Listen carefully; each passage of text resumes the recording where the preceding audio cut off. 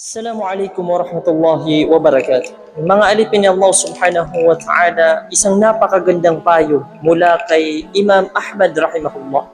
Ja'a rajulun ila Imam Ahmad rahimahullah qal, mata yajidu al-'abdu ta'ma ar-rahah?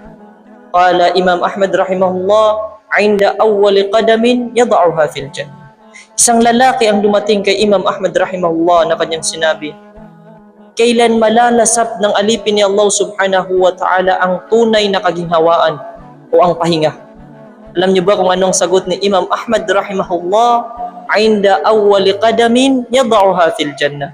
Ang unang apak ng tao sa paraiso ni Allah subhanahu wa ta'ala, yun ang kaginhawaan ng alipin ni Allah subhanahu wa ta'ala. Kaya naman mga alipin ni Allah subhanahu wa ta'ala, ang pamamalagi natin dito sa mundong ibabaw ay puno ng suliranin at mga pagsubok. At ito ay pagtiisan nating mabuti dahil mapapasa atin insyaAllah subhanahu wa ta'ala ang paraiso ni Allah subhanahu wa ta'ala, at yun ang tunay na kaginhawaan na ating malalasap. Allahumma amin. Assalamualaikum warahmatullahi wabarakatuh.